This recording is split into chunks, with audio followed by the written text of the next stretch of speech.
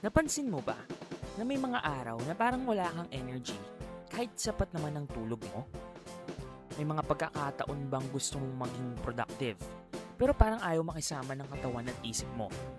O kaya naman, pagkatapos kumain, bigla kang inaantok, nawawalan ng focus, o tinatamad gawin ng mga dapat mong tapusin? Madalas iniisip natin na ang motivation ay tungkol lang sa disiplina, na kapag wala tayong gana, kulang lang tayo sa sipag.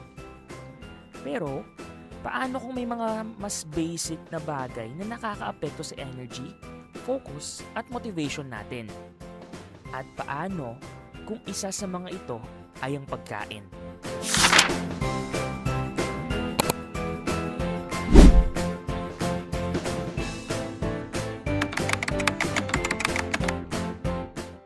Halimbawa, may important task kang tatapusin. Pagkagising mo, nagmamadali ka kaya kape lang ang ininom mo. Pagsapit ng 10 a.m., gutom ka na at hirap mag-concentrate. Kakain ka ng kung ano ang pinakamabilis, madalas matamis o mataas sa carbohydrates. Pagkatapos mong kumain, parang okay ka sandali.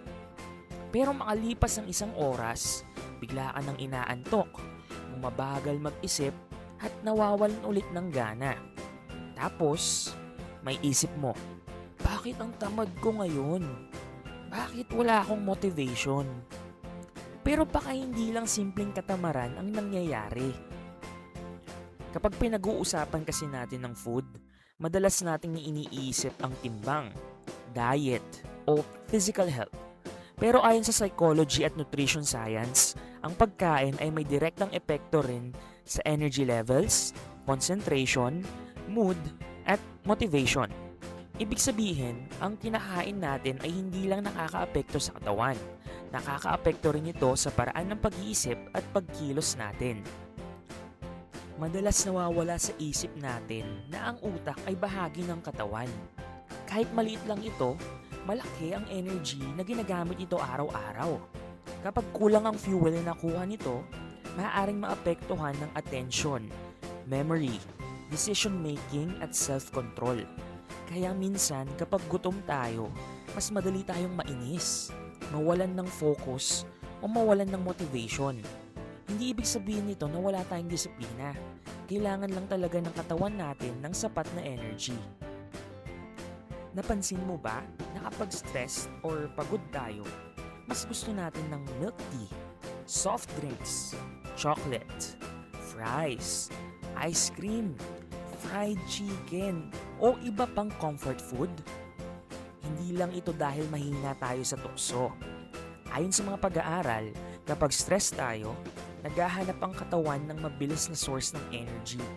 Ang mga pagkaing mataas sa sugar at refined carbohydrates ay mabilis magpataas ng blood sugar. Kaya nakakaramdam tayo ng temporary boost sa energy at mood. Pero panandalian lang ito. Pagkatapos ng mabilis na pagtaas, maaari ring bumaba agad ang mabilis na energy. Kaya may tinatawag na energy or sugar crash.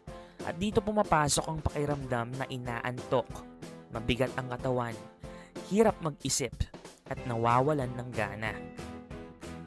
Pero paano ito nagiging konektado sa motivation? Sa psychology, ang motivation ay hindi lang gusto mong gawin ito. Kailangan din ng utak ng sapat na resources para magsimula ng task, magpatuloy kahit mahirap, at pigilan ang distractions. Kapag mababa ang energy, mas mahirap gawin ang mga ito. Kaya minsan, hindi tayo kulang sa pangarap.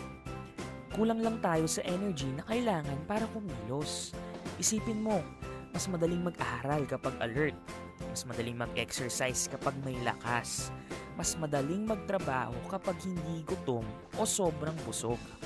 Ibig sabihin, ang pagkain ay maaaring makaapekto sa kung gaano kadaling gamitin ang motivation na meron tayo. Sa kulturang Filipino, maaaring lumaki tayong may mindset na mamaya na lang kumain. Unahin muna yung mga gawain. O okay lang kahit hindi kumain, basta may matapos. Lalo na sa students at working adults. Minsan ipinagmamalaki pa natin ang pag-skip ng breakfast, pagtatrabaho ng walang kain, o pag-survive sa kape buong araw. Pero kapag palagi nating binabaliwala ang basic needs ng katawan, syempre may kapalit ito. Dahil hindi machine ang katawan natin at hindi unlimited ang energy ng utak. May isa pang mahalagang bagay. Minsan, hindi tayo kumakain dahil gutom tayo. Kumakain tayo dahil stressed, bored, malungkot, o pagod tayo emotionally. Ang tawag dito ay emotional eating. Normal itong mangyari paminsan-minsan. Lahat tayo may comfort food, di ba? Ang problema ay kapag pagkain lagi ang pangunahing paraan natin para sa emotion regulation. Maaring pansamantalang gumaan ng pakiramdam natin, pero hindi nito nasusolusyonan ang pinanggagalingan ng stress or lungkot. Kaya mahalagang matutunan ding tanungin ng sarili kung gutom ba talaga tayo o baka may emotion lang tayong gustong takasan. So bakit nga ba mahalagang maintindihan natin ito? Dahil maraming tao ang masyadong mahigpit sa sarili nila. Pag walang gana, agad nating naiisip na tamad tayo, na wala tayong disiplina, o hindi tayo motivated enough. Pero minsan, mas makakatulong alamin kung kumain ka na ba ng maayos today. May sapat na energy ba ang katawan mo? Ilang oras ka nang hindi kumakain? Pagod ka ba? Or stressed? Hindi lahat ng problema sa productivity ay psychological. Minsan, physiological din. At ang pag-aalaga sa katawan ay hindi kabawasan sa pagiging masipag. Ito ang nagbibigay ng kakayahan para maging consistent. Hindi ibig sabihin na kailangan mong maging perfect sa pagkain. Hindi rin ito tungkol sa pagbibilang ng calories. Simple lang, subukan nating huwag skip ang meals. Minom ng sapat na tubig, magkaroon ng kahit simpleng source ng protein, fiber, at carbohydrates. At pansinin kung paano naaapektuhan ng pagkain ang energy at mood natin. Parang experiment lang sa sarili. Anong pagkain ang nagbibigay sa'yo ng steady energy? Anong pagkain ang nagpapabigat ng pakiramdam? Anong oras ka pinaka-alerto?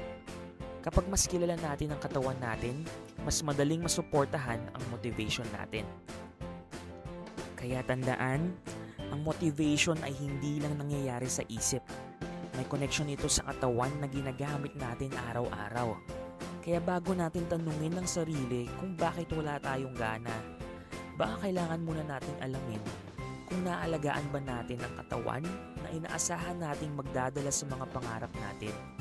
Dahil hindi kahinaan ng kumain ng maayos, maaaring ito pa nga ang isa sa pinaka-underrated na paraan ng pag-aalaga sa isip at sa kinabukasan natin. Welcome to Bukas Malay, the open mind. Opening minds and shaping mindsets for tomorrow dahil ang mas magandang kinabukasan ay nagsisimula sa bukas na isipan. If you want to open your mind, learn more about yourself and others, subscribe to our channel.